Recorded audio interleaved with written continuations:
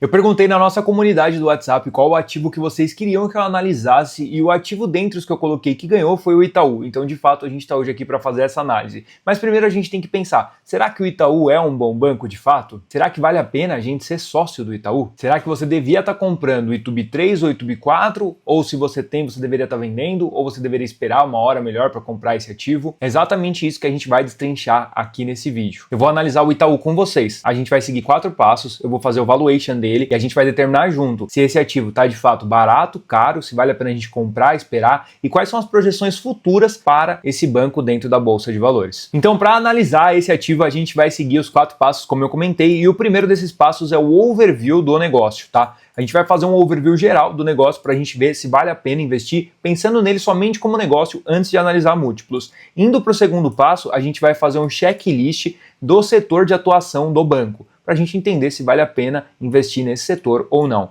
Em sequência, a gente vai fazer aqui, de fato, a análise fundamentalista, que é olhar os múltiplos do banco e ver se os múltiplos estão legais ou não. E por último, no quarto passo, a gente vai fazer um valuation atual para a gente entender se o preço está esticado, se está barato, se está caro, se vale a pena ainda comprar. Mas antes, se você ainda não me conhece, prazer, eu sou o Daniel Pavan, mas a maioria das pessoas aqui na rede social me chamam apenas de Pavan. Tá bom? O meu intuito, o meu objetivo, minha missão com esse canal é te ajudar a adquirir inteligência financeira, aprender a fazer investimentos, ensinar vocês a fazer investimentos e dessa forma que vocês consigam ter uma realidade financeira muito melhor e enriquecer ao longo da vida através dessa educação financeira e dos investimentos. Então considere já deixar o like e se inscrever no canal. Vamos de cara aqui sem enrolação para o nosso primeiro passo, que é de fato o overview do negócio. E eu até escrevi aqui, ó, Itaú não é só o banco com o melhor ROI. Precisamos entender o que sustenta isso. De fato, hoje o Itaú é o banco com o melhor ROI, mas a gente precisa entender se é só de fato esse melhor ROI ou o que traz esse melhor ROI pra gente. Então eu busquei informações do relatório de investimento deles, que eles lançam lá no RI. Você pode procurar no Google RI Itaú, você vai encontrar todos os relatórios, todos os balanços do banco. E aí a gente começa a entender um pouquinho mais como funciona esse meio onde ele está inserido. Então, quando a gente fala de escala e disciplina de crédito, a carteira de crédito dele está em 1,48 trilhões em março de 2026, que é o dado que a gente tem. E ela cresce 7 a 9% por ano, o que é um crescimento razoável pensando que é um banco que já está ali num nível bem legal. E a inadimplência, que é analisada em 90 dias, está estável com 1,9 apenas de inadimplência. Isso aqui é o mais importante, porque não adianta um banco sair emprestando dinheiro, que nem doido, se esse índice de inadimplência subir muito. Foi basicamente o que aconteceu com o Banco do Brasil recentemente, não sei quando você vai estar assistindo esse vídeo, mas a gente sabe que o Banco do Brasil sofreu uma queda nos lucros por conta do aumento da inadimplência. Inclusive, essa informação eu coloquei aqui, ó.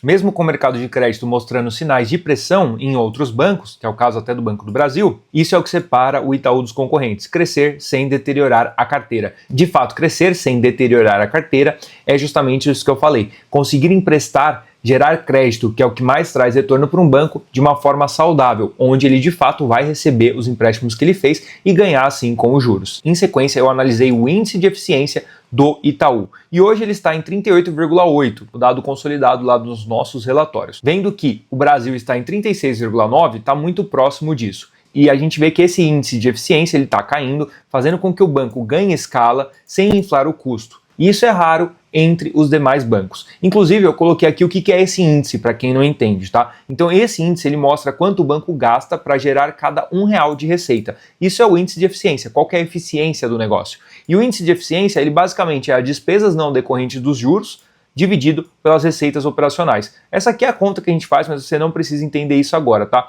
O que você precisa entender é o que está aqui embaixo. Quanto menor o índice, mais eficiente o banco é em transformar receita em lucro. Porque não adianta nada faturar milhões se a gente não consegue transformar em lucro. Em sequência, já relacionado a isso, a gente entra no ROI. Então ele estruturalmente é mais alto que a concorrência. Inclusive eu falei lá em cima, será que é só o ROI que faz o Itaú ser um banco tão bom? E a gente vê que ele está em 24,8% no primeiro trimestre de 2026, enquanto a média do Brasil também é 26,4%.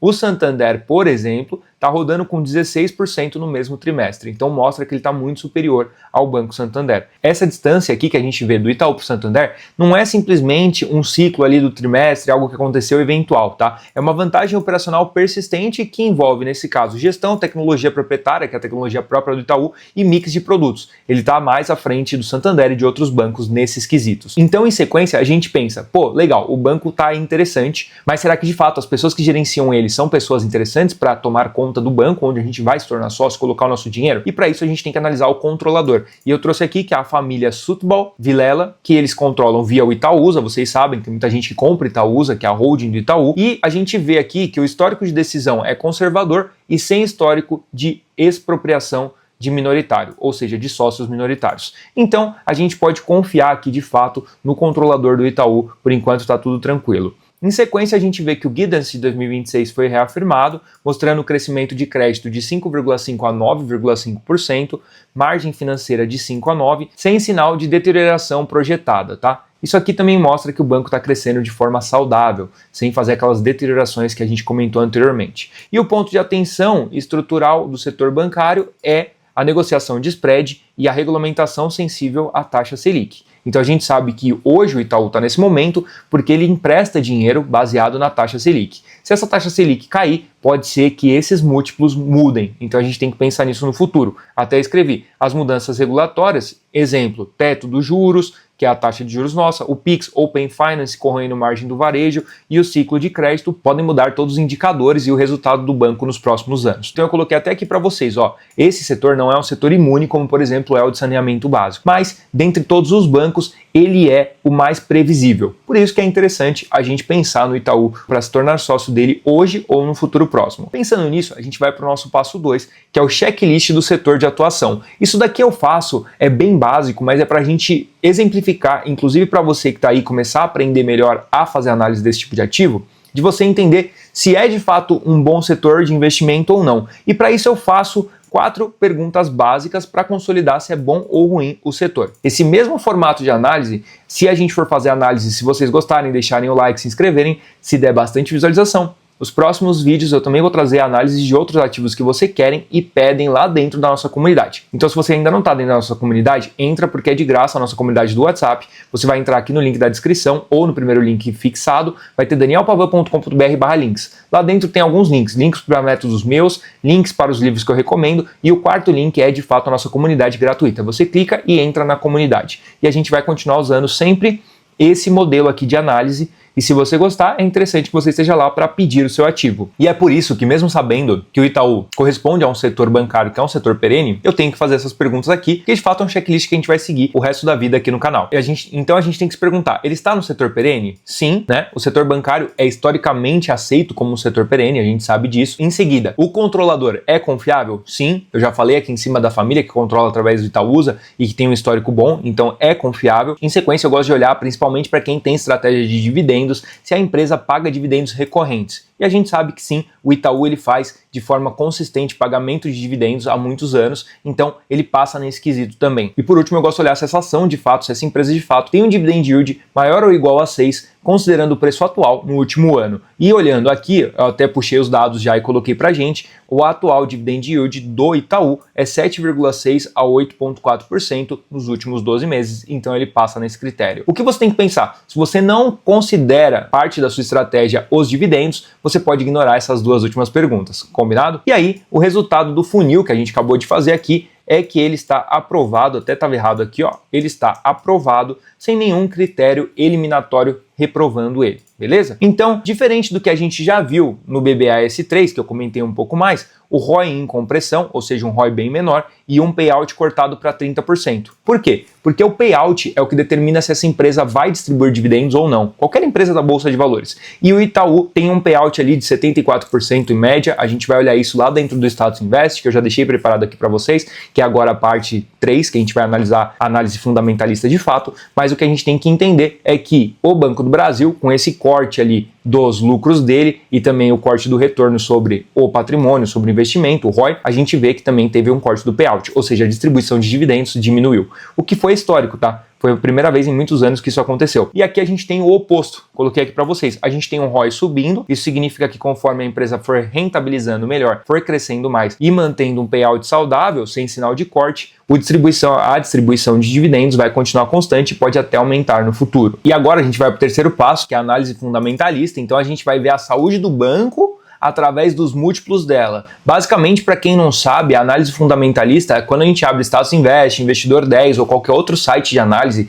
basicamente o que ele faz é pegar os relatórios, os balanços que o banco, ou a ação manda para a Bolsa de Valores e ele consolida já fazendo os cálculos para a gente, como por exemplo, o PL é preço sobre lucro, então ele já faz essa divisão do preço atual do ativo dividido pelo lucro que esse ativo gera para que a gente chegue no PL. E ele faz isso para todos os indicadores e dá isso mastigado para a gente, para que a gente não precisa fazer essa conta, tá? Ou ter uma planilha, por exemplo. Antigamente a gente tinha que ter planilha. Então quando a gente olha aqui, a gente chega aqui o valor atual do Itaú, aqui a gente já consegue ver aquele dado que eu falei para vocês, que é do dividend yield, que está em 7,48 nos últimos 12 meses. E se a gente vier de cara aqui pensando no dividend yield aqui para baixo, a gente consegue listar aqui, ó, clicando em 5 anos, a gente consegue agrupar por ano, ou se a gente colocar máximo também, e a gente consegue ver como é que foi a distribuição de dividendos, tem sido a distribuição de dividendos do Itaú. O que eu gosto de fazer aqui, é uma dica extra, eu não fiz nesse relatório, é somar os últimos anos, eliminando 2026, que ele ainda de fato não terminou, mas somar 2025, 2024, 2023, 2022, 2021.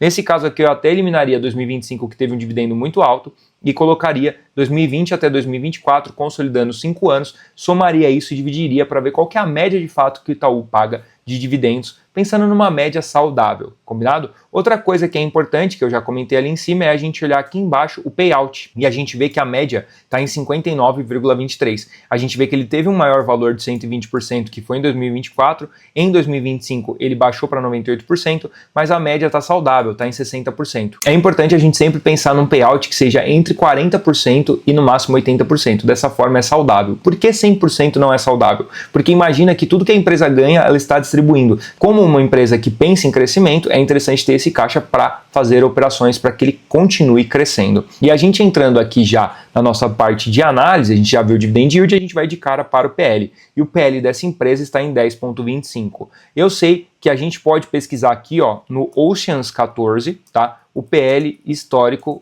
foi 15. Oceans 14, PL histórico da Bolsa. Aqui a gente consegue ver uma média do PL, tá? Então o PL atual, até tinha falado ali no Google, ali já vi, mas o PL atual está em 11,58. Isso significa que todas as ações somadas, fazendo uma média, tem um PL médio de 11,58. Quando a gente fala de um PL de 10,25, não é um PL alto. É um PL razoável que está próximo da bolsa normal. Então a gente pode pensar, se a gente fosse analisar somente PL, que essa empresa está barata ou não. Para isso, a gente vai continuar analisando, porque não basta analisar somente um indicador. Em sequência, a gente pode vir aqui para o P/VP, que é o preço sobre o valor patrimonial. Eu gosto desse indicador aqui, o mais próximo de 1 é melhor, abaixo de 1 é melhor, tá? Ele só não pode ser negativo, obviamente. Então assim, de 0 a 1, ele é super interessante. De 1 a 2 vai depender muito dos outros múltiplos da empresa, do setor e de outros fatores. Mas um P/VP de 2,25 é um P/VP ok, tá? Ou seja, significa que a gente está pagando 2,25 vezes o que vale o valor patrimonial do Itaú.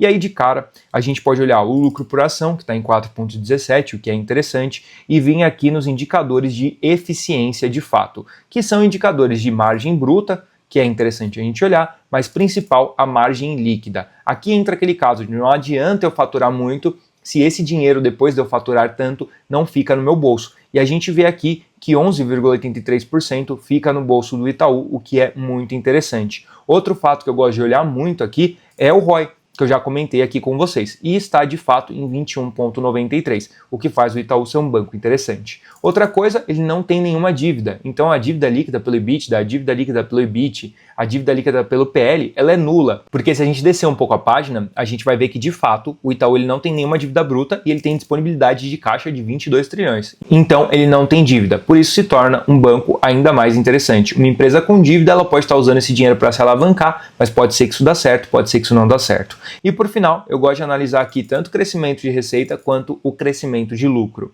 Se a gente fosse parar a análise aqui, a gente olhando para tudo isso, provavelmente a gente decidiria de fato comprar o Itaú. Mas fazer somente isso não mostra para a gente se esse preço aqui de cima, de R$ 42,85, é um preço interessante ou não. E para isso a gente vai ter que fazer o valuation.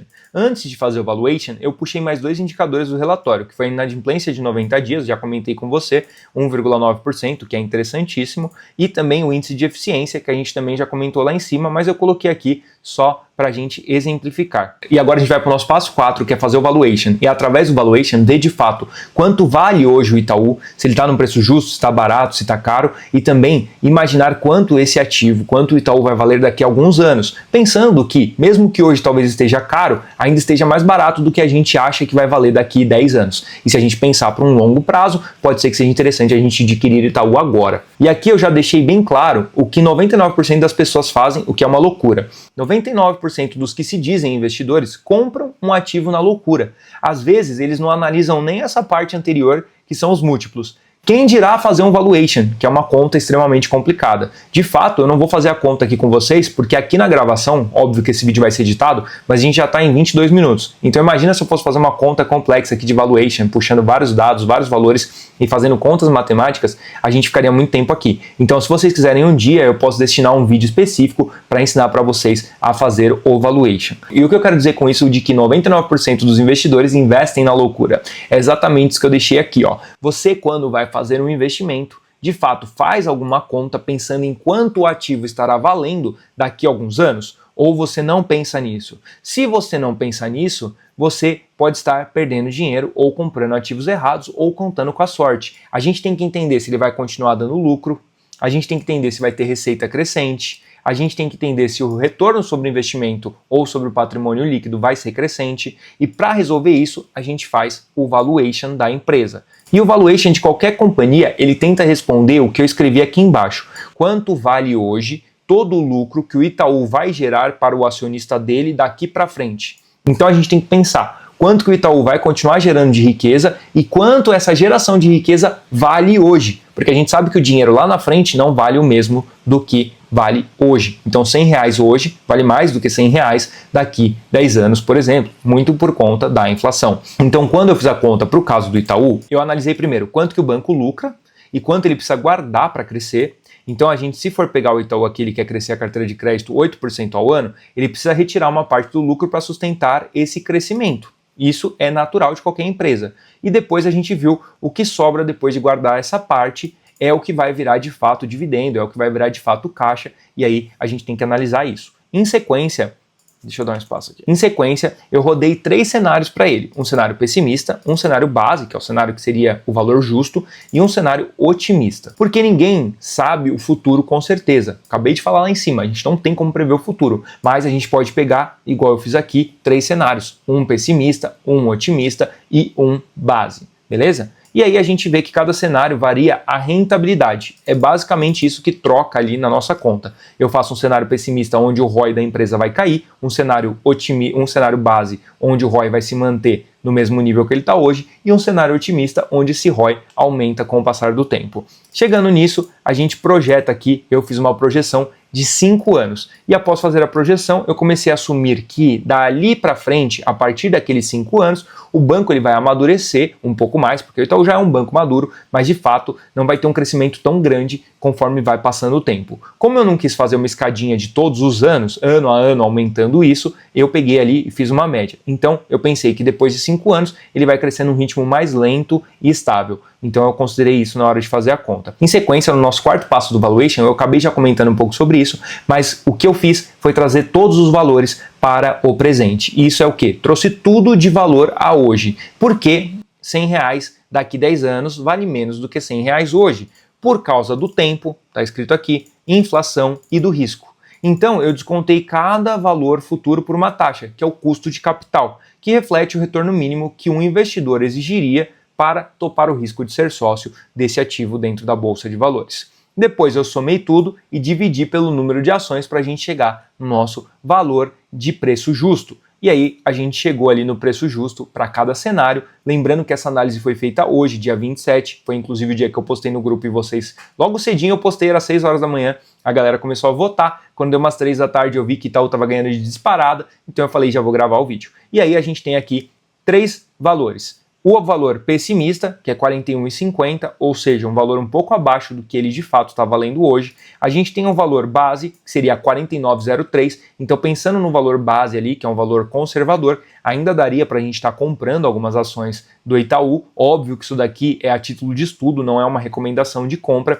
E sendo otimista, isso pensando aqui para um próximo, até o final do ano, até o começo do ano que vem, um preço otimista seria R$ 50,30. Dessa forma a gente vai encaminhando para o final do vídeo, mas eu quero dizer que se você chegou até aqui, você já está à frente de 90% das pessoas. Quando eu digo chegou até aqui, é assistiu até esse momento do vídeo, porque de fato muitas pessoas pulam fora no começo ou no meio do vídeo por não quererem absorver tanta informação. Então, se você conseguiu absorver essa informação, se você gostou desse relatório, já deixa o like e já saiba que você é acima da média, está na frente de 90% dos brasileiros, talvez até mais essa porcentagem. E agora que você já sabe que você é acima da média, você tem dois caminhos. O primeiro caminho é continuar evoluindo sozinho, pesquisando no Google, assistindo vídeos, centenas de vídeos, testando, errando, comprando ações da forma errada, e você viu que não é tão simples analisar um ativo como a maioria das pessoas pensa. Ou você pode seguir pelo segundo caminho, que é como se fosse um atalho. Esse segundo caminho é de você seguir comigo, aprendendo comigo a fazer investimentos. Aprender com quem já errou, com quem está há anos fazendo isso e com quem de fato desenvolveu um método que segue até hoje. Dessa forma você vai encurtar o seu tempo. O que você gastaria de tempo você vai economizar gastando um pouquinho de dinheiro para entrar dentro de um método que de fato vai te ajudar a fazer investimentos da melhor forma possível. Se você quiser minha ajuda para investir no Brasil e no mundo, aqui embaixo tem dois links, tá? Você não precisa se sentir pressionado. Isso aqui não é para você entrar lá. Você entra se você quiser. Você vai perder menos de 2 minutos e vai ler tudo que tem dentro do método. E eu tenho 2 métodos lá para você. Você vai ver dentro do link um mais baratinho e um mais completo de fato. Além disso, nesse link que está na descrição e no primeiro comentário fixado, a gente tem também o link para a nossa comunidade, o convite para a nossa comunidade gratuita do WhatsApp, que é lá onde eu pergunto qual ativo vocês querem que eu analise. Então, pode ser que entrando lá, você deveria entrar, você consiga votar e decidir qual vai ser o próximo ativo em que a gente vai fazer essa análise, como eu fiz hoje, do Itaú. Eu espero que você tenha gostado desse vídeo. O recado mais importante que eu deixo e eu escrevo sempre aqui embaixo é: o importante é não parar. Então não para, vai consumir outro vídeo aqui no meu canal e continua aprendendo a investir, porque no final você vai ter agradecido por ter começado o quanto antes. Um grande abraço e até o próximo vídeo.